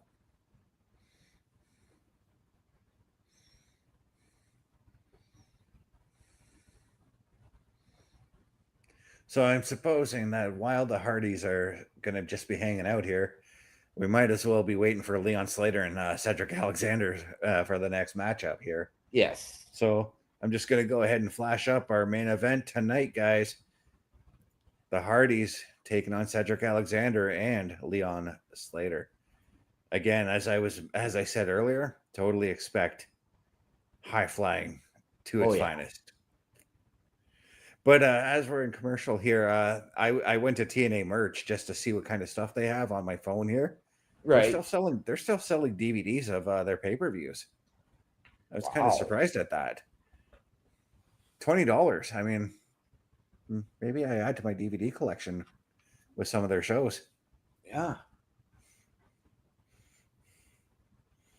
I was more or less curious about the type of merch that they sell here. But they sell a little bit of everything, like shirts, backpacks. The only thing I'm not seeing is things like action figures, championship belts, that sort of thing. Right. What I missed, though, and I mean, God rest his soul, the Don West Brown Bag Special. It's funny you mention him because in my wrestling feeds, I usually get like the most random wrestling videos on YouTube. Today, I got that awesome promo where Don West turned on Mike Tenay. That was a hell of a promo by him. And every time that pops up in my feed, I'm like, I gotta watch it because, like, wow, he was one of my reasons actually for ordering the weekly TNA pay-per-views every week, because I loved his excitement for even the crappiest thing that happened on TV, that happened on the show. He sold it like it was the greatest thing that ever happened. Right. Now, if you will give me a moment here while we are in commercial, it is time for that patented OMD locker room visit. All right. And you know what? While OMD is doing his locker room visit here,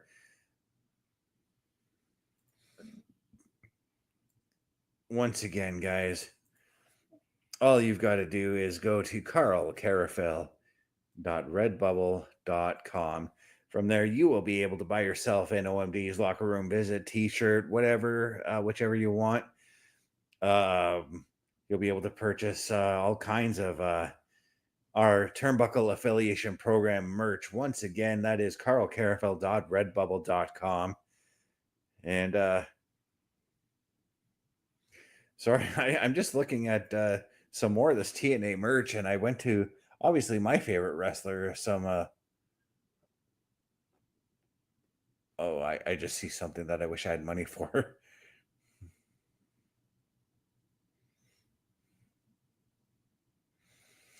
I just saw an action figure of Joe Hendry that is signed by him that I would love to have.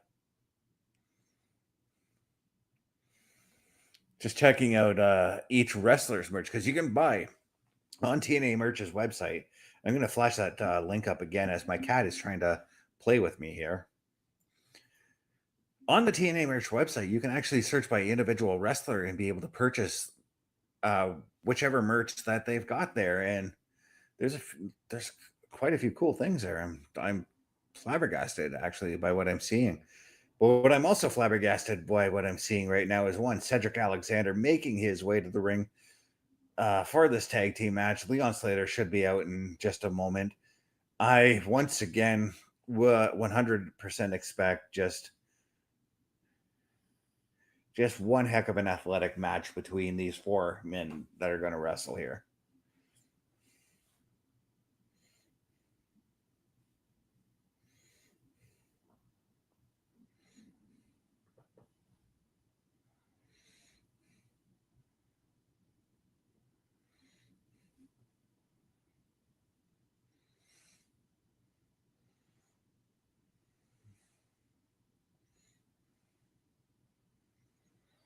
Okay, I'm not going to lie, that little bit of that opening to that Leon Slater Titantron, I got Chris Statlander vibes off of that a little bit.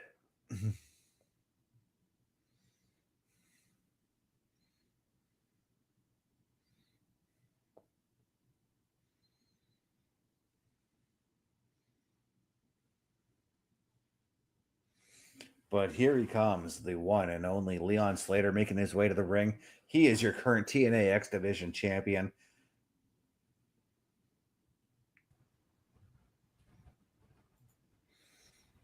There we go. Have returned. OMD hath returned. I was just remarking that with Leon Slater, that opening to the Titantron for his Titantron video there, It gives me it gave me Chris Statlander vibes Okay, I can see it. because of the whole UFO coming in, and when Chris Statlander was doing that alien gimmick that she had. Yep, the galaxy's favorite alien. Yep. Which by the way, I love that gimmick. I kind of would like to see her do that again. It was what made her unique, in my personal opinion.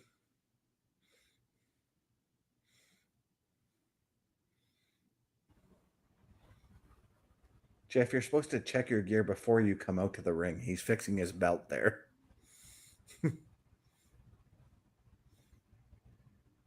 But this is going to be Jeff is looking in tremendous shape, by the way. So is Matt. They are. They have really, for me, because I was like, I've never been a huge Hardys guy, but really, since they've had this career resurgence in TNA. Yeah. I do remember one thing, just to cut you off quickly here. When you and I watched No Mercy 99 back at the old Blue Liners, I remember you actually being impressed with that ladder match that they had with Edge and Christian. Oh, yeah. But I was never a huge Hardys guy, and I've seen Jeff wrestle live solo. So I've never seen the Hardys wrestle as a tag team live, believe it or not. But neither have I. Where they've come from, you know, and I mean, yes, I am going to talk or just mention their demons, so to speak, but ever since they've gotten over those and they've had this career resurgence, they have been absolutely fantastic and one of the ultimate tag teams in the world. Yes, and we've talked about like final runs in the WWE. Like Goldberg had his, John Cena's in the middle of his. Another wrestler possibly could be having his next year in Chris Jericho. Yep. I 100% think we could see the Hardys get a final run as well in WWE. I do too. In fact, like when they started this crossover, one of the first things I thought was the tag team championships, whether it was NXT or TNA, that was where you start with who's going to be that first crossover champion. Mm-hmm. And who better than the Hardys for that role? Canyon. Because who better than Canyon? Nobody. Absolutely nobody. And the Hardys really focusing their attention on their boy Leon Slater. And I think that's smart because they know what Leon can do. They've worked in tag team with Leon in the past. Yep. They know his moves. They should know his moves inside and out. Cedric Alexander, on the other hand, he might be the caveat in this tag team. Yes. Although they did work with Cedric for a time in ROH. That's right too. I forgot about that.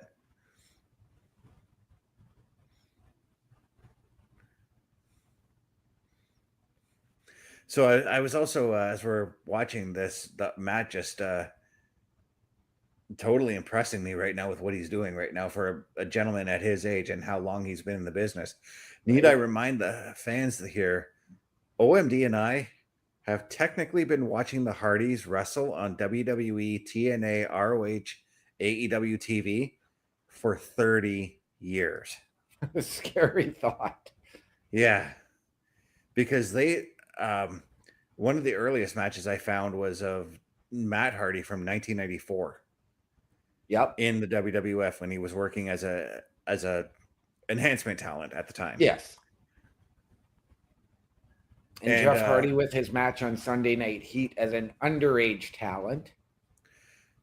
I was just going to point out Jeff Hardy because do you remember in 95, 96 the build between Razor Ramon and Goldust to the Royal Rumble 96?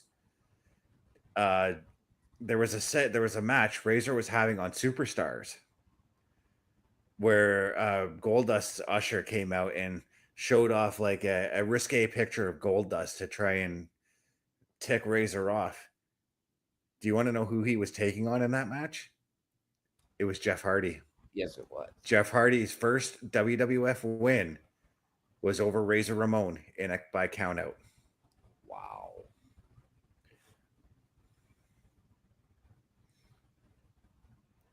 Because what happened was Razor had Jeff Hardy up in the Razor's Edge.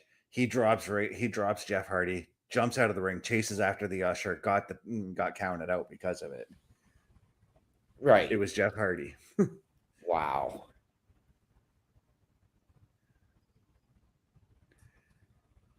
Razor had actually said several times that one of his favorite enhancement talent to work were the Hardy Boys Oh yeah. because of how small they were and how he was able to just throw them around. And that's the same thing was said a lot about a lot of the big guys working in tag team matches in the 80s with Shawn Michaels and Marty Jannetty. Yeah. They loved working them because they were just small guys that they could throw around and use their strength against. Yep.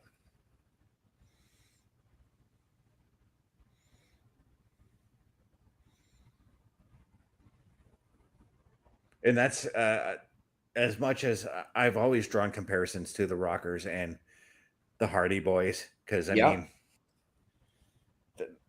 their tag team paths were kind of the same, with the exception of, well, Jeff didn't throw Matt through a barbershop window. Right. And the Rockers never won the WWE Tag Team Championships. They were supposed to. They were were. supposed to. In a match against the Hart Foundation, because I've watched this match, but they canceled that match, and it actually saved Jim Neidhart's wrestling career, by the way, because Yes. they were planning to release Neidhart, but they canceled the match because, and this is according to everybody backstage, the top rope broke during the match.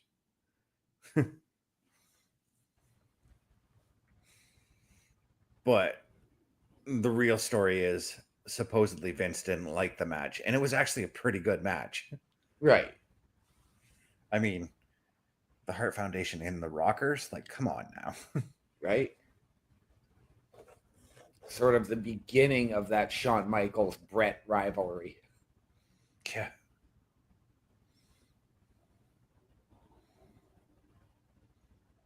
Now that I've got almost all the streaming services, I just need to get Paramount Plus. Well, do it for $6.99 for 6 months. I just might do that. Don't tempt me, because I do want to catch up on the new seasons of Beavis and Butthead. Right. And I actually want to check out the new seasons of South Park. And that's one thing actually that excited me with that deal that I got today. So after I made the deal and hung up with her, I went on to Disney Plus to check and see what if anything new was added there, because it's been like a year since I used it. The new seasons of King of the Hill are there. Nice. The new season, so I'm gonna watch that.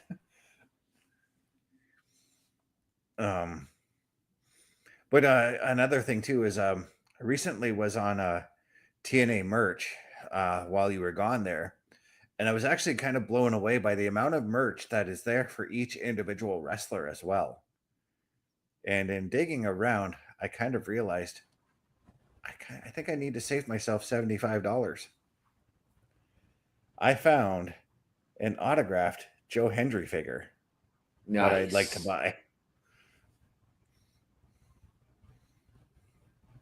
And then I didn't realize this too, but if you go on TNA merch, if you go under the wrestlers' names, you can pay for meet and greets with the wrestlers through TNA merch as well. Oh wow. And it'll tell you like the dates that they're for which shows they're going to be at. Like I'm looking at Joe Hendry's right now, and they've got 2 shows coming up in Minneapolis, Minnesota, where it's from 60 to 100. So I don't know, like, if that's probably some kind of a tiered thing for the meet and greet, but I was totally amazed by that.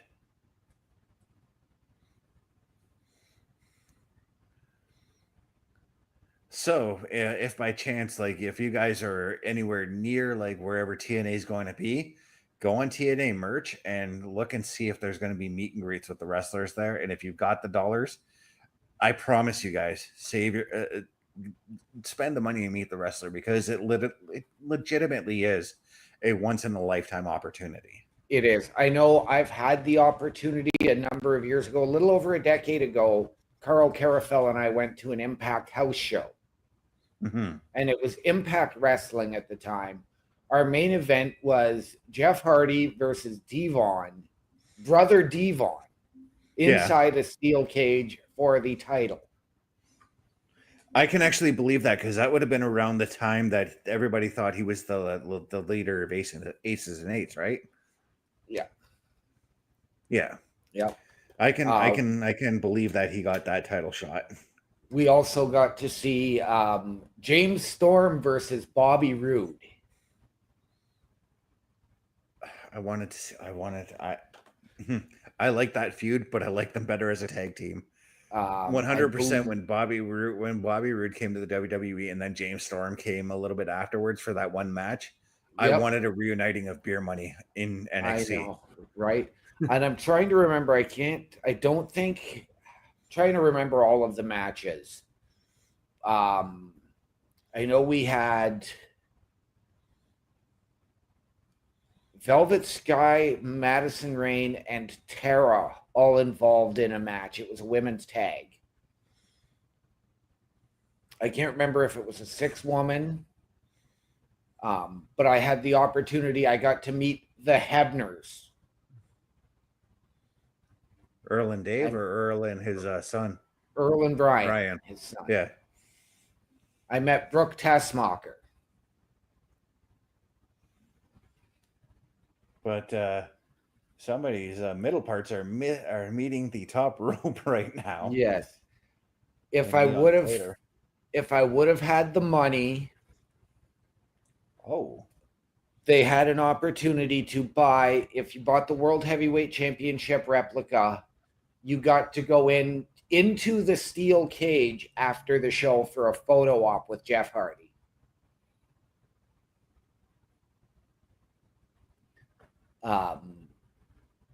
Had we been smart and paid for it, Carl and I could have paid $50 to go backstage at intermission to meet some of the superstars, including James Storm, Bobby Roode, Ken Anderson, Austin Aries.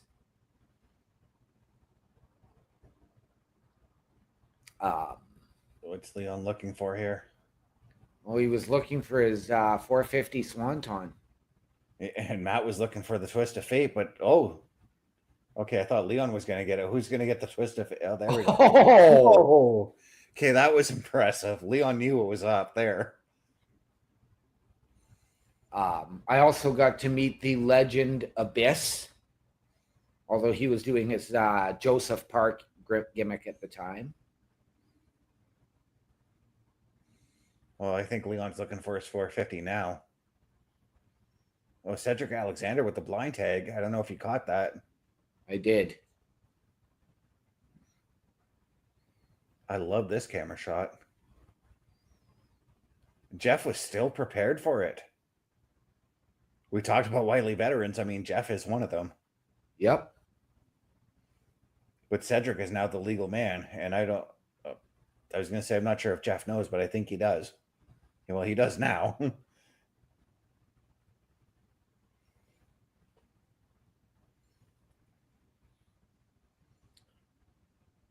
And I'm really liking Cedric Alexander away from WWE because he's being given the opportunity more. Yeah, and I've said this about several wrestlers who have left WWE. Cedric could very well be one of those guys who's getting these big opportunities in TNA and other promotions. It wouldn't surprise me if let's say 2 years down the road, 2-3 years down the road, if WWE calls upon him to come back. Right.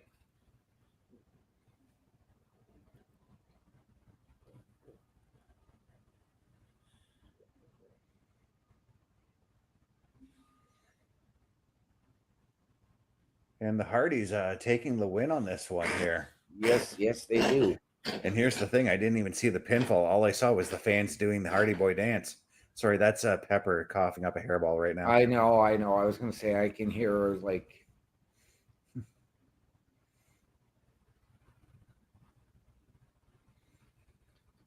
And the Hardys, as you see, do carry 2 sets of tag titles, one set being the TNA Tag Team Championships, the other being the Fourth Rope tag team championships. Okay, I'm gonna have to look up Fourth Row at some point. I believe it was Slammiversary. They had a 6-man tag with Fourth Rope against 3 members. Oh, against Mance Warner, Steve Macklin, and Jake something. And Fourth Rope had their representatives, Enzo, their world heavyweight champion, one Zilla Fatu. Oh, I saw that match. I saw that one. And I can't remember who the third man was. And we're getting Trick Williams again? Yeah, what's this about? I thought this was going to be the end of the show here. So did I, but I am intrigued. But we got Train Gold, our Train God, coming in saying Logan Paul is the best wrestler in the world right now. Let's agree to disagree on that one. Logan Paul is good, but he's not the best in the world. No, he is not the best in the world, but Train God, I have gone on record. Mr. Best has tried to put me in timeout for this, but I will say this. Logan Paul is still 100% better than The Rock, both in the ring and on the mic. I'm kind of making a turn on that right now, kind of. But I still don't like despise The Rock or hate anything he's done. Because I do find myself when I go back and I watch like a Raw from the Attitude Era and I'm like, oh, The Rock's coming out. I still find myself being enthralled by what he has to say or what he's going to do.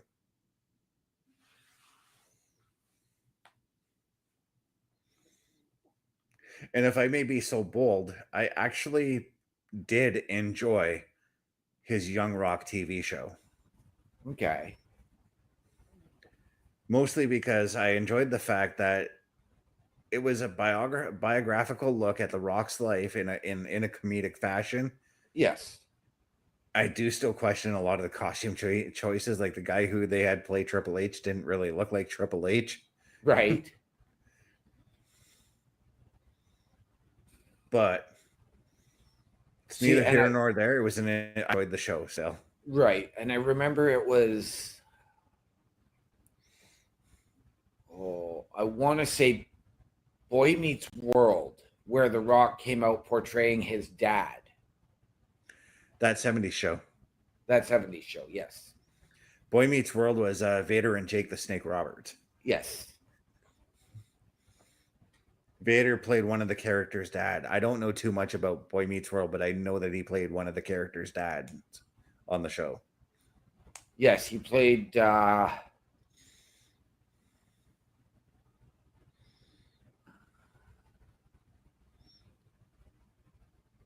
one of the 3 bullies.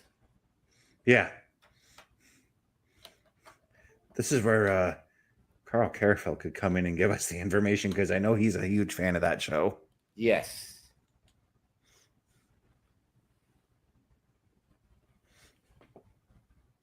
My light just quit on me. Oh, there it goes. Uh-oh. The lights are out and there's nobody home. It's lucky I'm getting paid tomorrow, so. Right?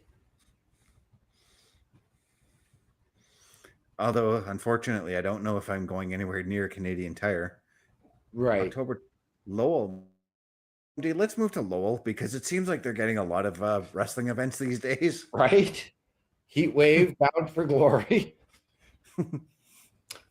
You know, we see this, and I want to suggest something. Can NXT do Halloween Havoc in Salem, Massachusetts?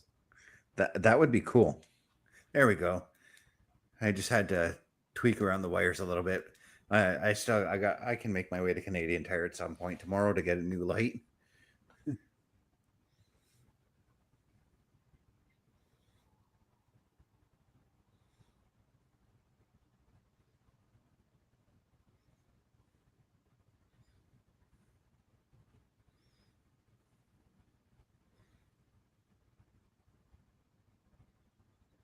I'm actually surprised, and I don't know if TNA actually does this, but do they not sometimes announce what to expect for matches next week? Yes, which is actually, I think, what they just did there. Oh, I didn't hear it. All I saw was highlights. Yes. Plus, you will see it during their Oh, commercials during the week on Sportsnet 360 as we are watching it. so this must be Trick's lawyer coming out right now. Yes. And I'm actually not watching on 360. I'm watching on the Sportsnet app Oh, okay. because I don't have 360. All right. Well, Trick has the mic. Let's listen in.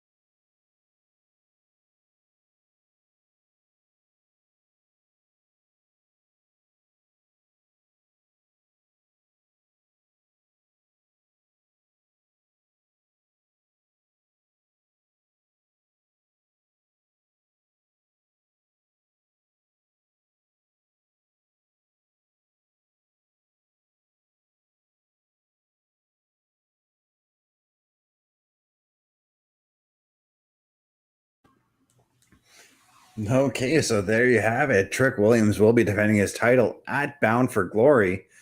I didn't catch if Santino mentioned who, but I'm supposing in the coming weeks we are going to find out who that will be. I'm going to go out on a limb and say it's going to be Mike Santana. That is exactly who Trick was mentioning throughout his promo. So it will be Mike Santana. Yeah. But I get a feeling Santino's going to be like, let's do something to make you earn it. And then Santana's going to win it. But that brings us to the end here for Brace for Impact. OMD, what do you say we give out them all socials there? Let's do it. And let me know what you think about the show as well as you hand out your social. Fantastic show. Like I said, when I came in, and I know I do the run in here on Brace for Impact, to get Trick Williams in our opening match with AJ Francis versus Mike Santana and Steve Macklin. I'm going to guess that's what opened the show. It was just the entire show match. Delivered. Again, TNA, total nonstop action. This show, there really was no lull. For me, I think the biggest drawback was the fact that Ash by Elegance didn't come out to the ring with the Knockouts Championship to celebrate. No, it was just some sort of backstage thing. Yeah. But fantastic show. Ladies and gentlemen, if you are looking for me, Linktree, linktr.ee/OMD show. If you're looking for me visually, right back here tomorrow night with Mr. Best for the SmackDown security detail. You, Mr. Best. Yeah. For my second time hosting this show, actually full on hosting, because last time I did it, I was more or less the co-host. Thank you, Bubba, for giving me this opportunity. Thank you, OMD, for joining me. But for this show, I was looking forward to the Iconics, the Inspiration match, and they did not disappoint, and I want more of that. Right. So, and we talked about the idea of them possibly taking on Charlotte and Alexa over on the WWE side, and I wouldn't mind if that happened. And I'm looking forward to more of what we can see out of the Knockouts tag team division in the coming weeks. Yeah. But if you want to find me at you can.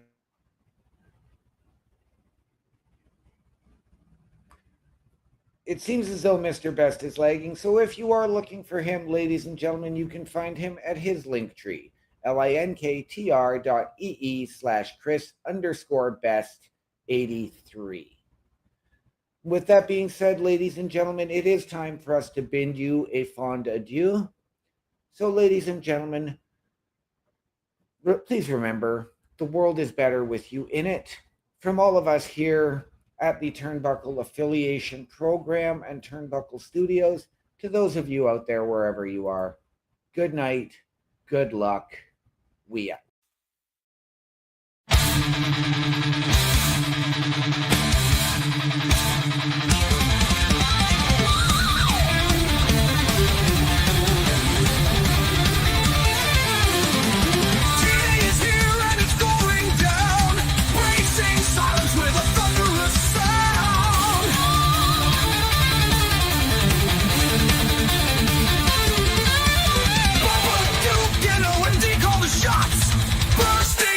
Just like me.